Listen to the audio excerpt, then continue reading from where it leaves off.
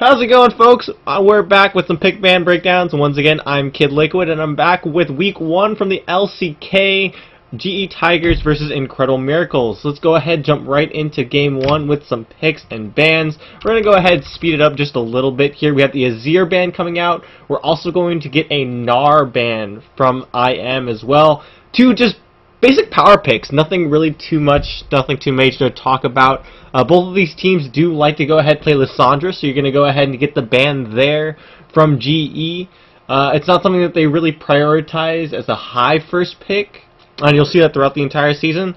But they do go ahead and play it, but again, not something that they want to go ahead and prioritize. Jarvan, of course, very strong pick, something that GE Tigers has been known to play. Lee and Smed both Golden Plate in both jungle and top lane, so something they just want to kind of get off the table. Janna being banned out, Tucson, a great Janna player, Gorilla not so much, and Lee Sin coming out as a ban away from Lee, and of course Lee is a strong Lee Sin player. But yeah, so let's go ahead and get back to sort of the Janna ban, which I think is really interesting. Normally Janna is a champion worthy of first picking, at least in the Korean mindset, the Korean meta. Gorilla does play Janna. I want to go ahead and retract the statement there that I made. He does play Janna, but he does prefer to play some very high engaged playmaking champions. So stuff like the Blitzcrank, the Thresh, Leona, things like that he can go ahead and get some hard engage on some CC. Not so much the disengage that Janna provides, although she can give a lot of utility. It's not something that he really prioritizes. It is something that Tucson plays, and it's something that Incredible Miracle does play really, really well with. So we want to go ahead and take that off the table instead of going ahead first picking it. Normally that's a ban you would see on red side, but yeah, they're going to go ahead and let it through. Now the first pick for GE Tigers is going to be the Kassadin. Now the Kassadin is something that is a little bit of a flex pick for GE. Kuro is extremely comfortable on Kassadin, but Smeb can also play in the top lane. So it's something that works kind of both ways. The first pick for Miracle, it's going to be the Jason the Elise. So we'll go ahead and pause it there. That's an interesting pick because we did go ahead and see the Jace at the end of Season 4 sort of become that mid lane pick. But Lilac is also a very strong Jace player in the top lane. So again, it becomes a flex pick as well as a power pick. So something that really unique there. And of course the Elise is just a comfort pick for Wisdom. You do have two junglers taking out with the Jarvan and the Lee Sin, and so they're going ahead and taking that third option away, trying to force Lee onto something he's not as comfortable on there. So as much as it is a comfort pick for Wisdom, it also is taking away from Lee because now he has very few options. The three power picks are sort of either banned or picked away. So very strong sort of setup there from IM. You can really see the targeting to Lee here. So they're going to go ahead, take the Thresh and the Rumble. So the Thresh, again, something that Gorilla is extremely strong on. He showed it at Worlds and throughout the entire qualification matches that Najin had last year. And so getting that Thresh in, just a comfort pick for Gorilla, gives him a lot of engage. And then going ahead and pairing that up with the Rumble, with that ultimate, something that Smeb, of course, is very comfortable playing and shown to be a very good Rumble player. Can go ahead and really set up and wreck that back line and maybe keep them zoned out while you have the Kuro on that Kassadin jumping around all over the place. So we're gonna go ahead and get into it again. You're gonna see the Xerath and the Sivir coming in as the next couple of picks here. So the Sivir, I love the Sivir pick. I think Sivir is one of the most sort of utilitarian, just useful AD carries, no matter what the meta currently says. I think Sivir, that ultimate is just so strong, so powerful. It gives your team so much movement ability throughout and across the map.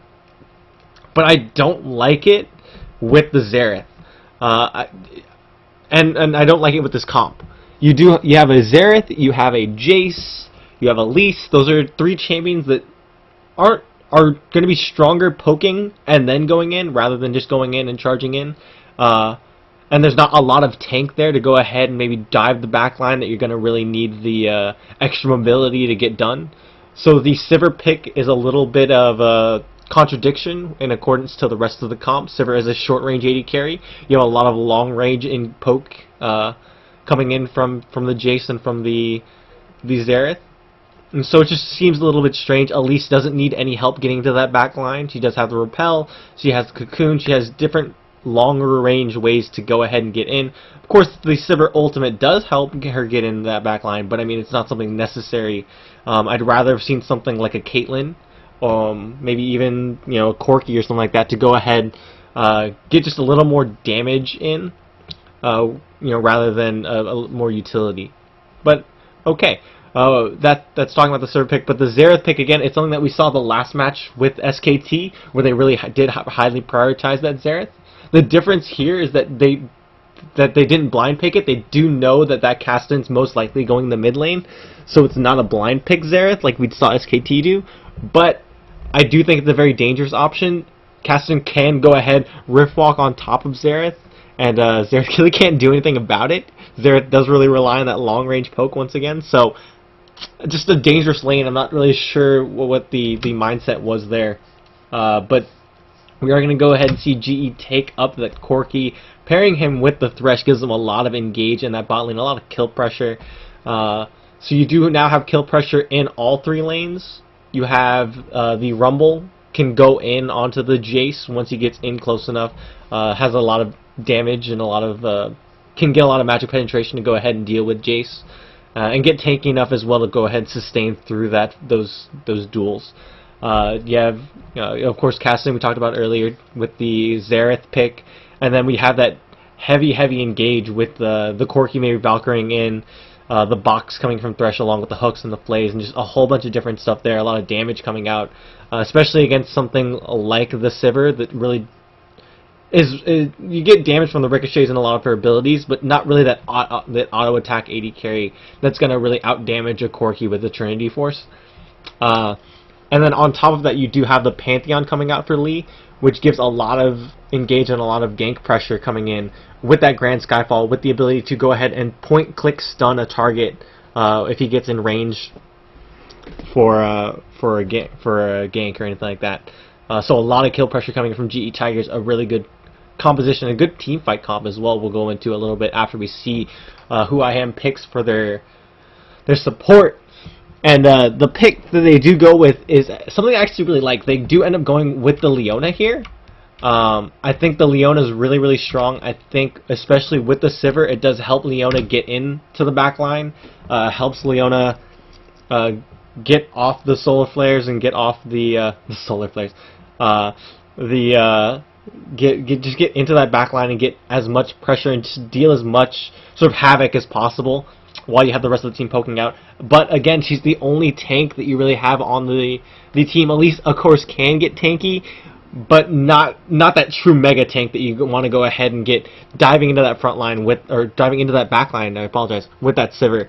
So Sivir does help with the Leona, but I'm not entirely sure what she does with the rest of the composition here. The team fight for both sides, again, we talked about the lane pressure and the gank pressure. The Leona also does help sort of negate the pressure that maybe the bot lane for GE Tigers can go ahead and put out.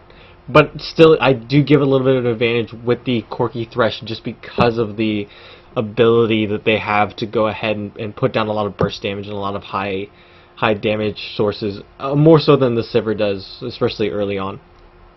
Well, yeah, looking at the team fight sort of phase of things, GE Tigers has a way stronger team fight. There's you have the ground Skyfall coming in from Pantheon, getting that big slow. You have the Rumble ultimate coming down as well. You have Corki with the great AoE damage coming in. Castan coming in with a lot of AoE damage as well, being able to dive the backlines, and then Thresh just for that overall utility and AoE sort of slow with the box once he gets into a certain position. On IM's side, they do, again, it's just a very conflictive kind of comp. They have a lot of backline poke, but they do have a bot lane that wants to just go ham and go in. And so it's a little bit conflicting. And so, yes, there's a lot of damage sources coming out for them, but I'm not entirely sure if that's a good comp for them to go ahead and get going from another's perspective. So that game ended up going for 42 minutes. We're going to go ahead, jump into game 2. But that game did go ahead for 42 minutes. Now, when we're talking about... Whoa, why is it not working? Oh, there we go. When we're going ahead and talking about what happened in this game, we're not going to really go through it. But we had GE Tigers coming out ahead. We had amazing games from Prey, from Gorilla. Basically, the entire GE Tigers roster went and just kind of dumpstered IM. And maybe that could be from the team itself. I mean, the players from GE Tigers are just a little bit better. But, you know, something that has to be stated is the inability for IM to go ahead and fight. There was a lot of, again, confusion coming in from both sides of that match. So we're going to go ahead and get into game number 2 here. So again, GE Tigers did go ahead and win that game in 42 minutes. Not really close. The game length was a lot longer than it probably should have been. GE Tigers more or less playing it a little bit safer. But we're going to go ahead and get into game number 2. Now, we're going to get in game number 2. The first ban from Incredible Miracles is going to be the Caston, something they just don't want to deal with. They saw the power of it last game. Now the Rengar coming in for GE Tigers. Wisdom is known sort of as a very strong Rengar player, and it's something that Lee doesn't really play. Not entirely sure why they didn't. It wasn't first picked or banned. It wasn't picked or banned in the last game, so I'm not entirely sure why they brought it out here. But it is something to be noted that at the time Rengar was extremely strong, especially if they wanted to go for something a little more high damage comp. That I wouldn't be surprised if that Rengar would have came out. But again, just going ahead banning out the Rengar. The Jarvan comes in as the next ban for IM. Again, just a power pick, something really strong, something that Lee is very comfortable on, and just a power ban. Now, we do go ahead and have GE take away the LeBlanc, high damage mage. Now, again, these are champions that GE Tigers are banning that really no one picked and banned these the last match. So, again, not entirely sure what's going on there. Why they wouldn't ban out something that, you know, like they're leaving up the Azir, they're leaving up the Janna, they're leaving up the Lee Sin, the Gnar, these power picks that they're leaving up. Not entirely sure what's going on there, but again, something that that Frozen is very comfortable on as well. Just that high damage burst mage, something that he may be a little bit more comfortable than on the Xerath. He had kind of struggled in that game with Xerath. Not entirely sure if that's just because of the composition and the way that it didn't work. That's kind of what it looked like. But again, something that just we need to watch out for and see what's going on in this matchup.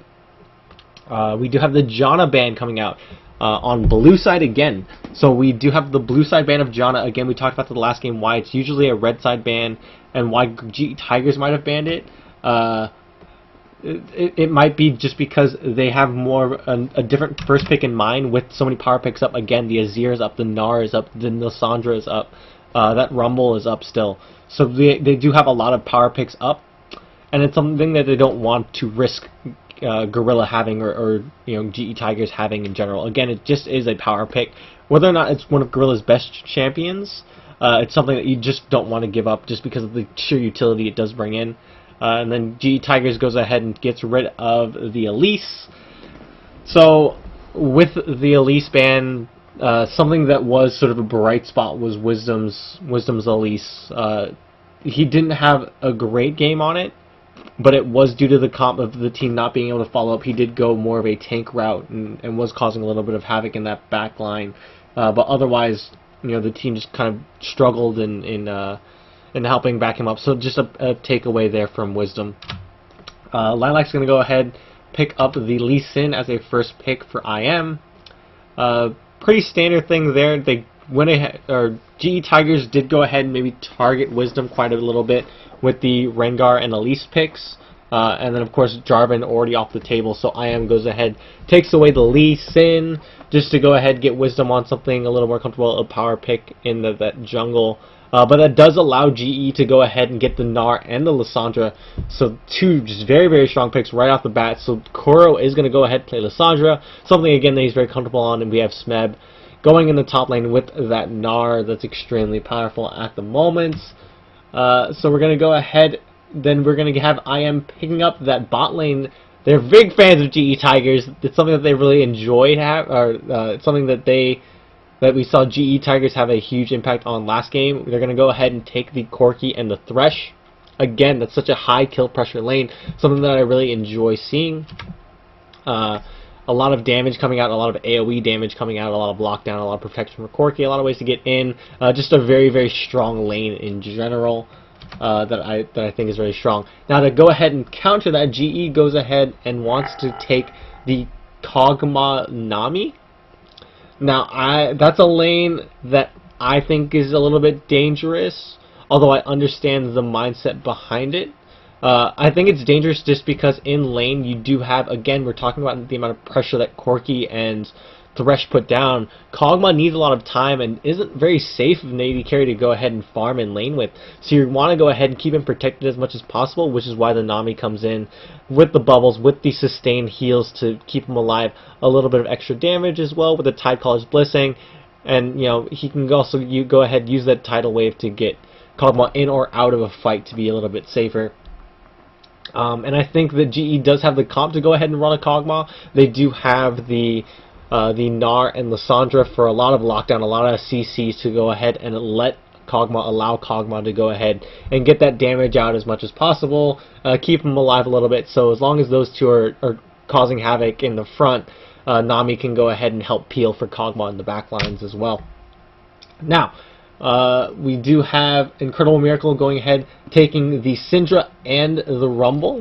Now, since the LeBlanc was gone, Frozen does go ahead and revert back to that Syndra, something that's, again, a high damage burst mage.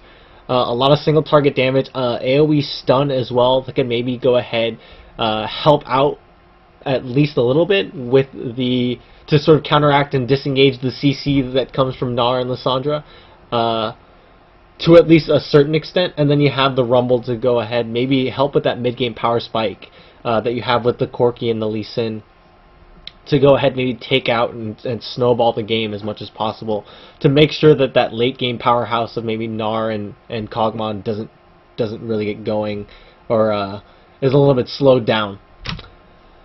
And then you have Lee going back on the Pantheon. So again, something that he played really, really strong on the last game, looked very comfortable on. He went, what was that, 3, 4, and 9 the last game on that Lee Sin. So a lot of game impact, a lot of good stuff coming out from him. Now looking ahead at the team fight comps, once again, we do have the Gnar Lissandra Pantheon for that gigantic CC sort of abilities. A lot of tank there, a lot of tank, and a lot of ways to lock people down. The only difference here, or the only problem that I really do see here, is that there might be a strong lack of damage. Lissandra puts out a lot of damage, but it's more bursts rather than sustained, and it's not as great as the damage output that's going to be put out by the Syndra. But they do have that Kog'Maw, that late game Kog'Maw that's going to go ahead and be so strong, and I think they have enough protection to go ahead and protect the Kog'Maw to go ahead and deal with that, with the amount of CC that they have and a lot of peel that they have with the Nami there as well. And the Nami sort of functions the same way the Sivir would. See, this sort of works in I think the Sivir comp would have worked here a little bit more as well. They might not have had the damage with Sivir, but that speed up ultimate that might have had a huge impact with, you know, the amount of people that they want to get into that backline with the Gnar, with the Lissandra, with the Pantheon. But the tidal wave from Nami goes ahead and sort of performs the same action. If you go ahead, throw that tidal wave out, not only is it going to slow down and knock up your enemies, but they're going to go ahead and speed up all of that gigantic tank CC sort of into that front line, into that back line, and sort of wreak havoc while we have Kog'Maw back there, sort of just shooting people and throwing up all over the place and getting triple, quadruple kills, so all kinds of stuff like that. But on the other side of IM, this is a lot more of a synergistic comp. You have the AoE coming out from Rumble, Corki. You have the stuns and the single target damage to maybe go ahead and blow up that Kog'Maw with the Syndra. And then you have the utility that comes out with Lee Sin and Thresh with that utility tank kind of role. So a lot more of a team fight oriented comp. Now this game ended up being a little bit closer, actually quite a bit closer than the last one. It only lasted 38 minutes, so it's a little bit shorter, but the game did last. It was a little bit closer, sort of in the long run. But GE Tigers did go ahead and take that match again, so they did end up winning the match 2-0.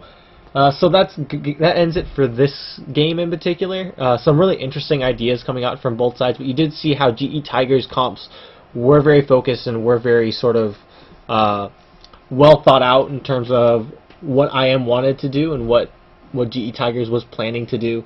And you can tell that they really did their research in terms of what players play what and which ones are the important ones to target, and really important in getting kill pressure in each one of the lanes. And from the side of IM, just a lot of confusion in terms of what even they wanted to do throughout the matches. And it did get better throughout the first match, or from the first match to the second match, you did see some improvement there. But again, it's very early in the season, and so just a little bit of confusion onto what they wanted to get done and accomplish with their comps. But yeah, guys, we're going to be back with some more matches later on. But this is it for this one, so have a very good day. Thanks for watching.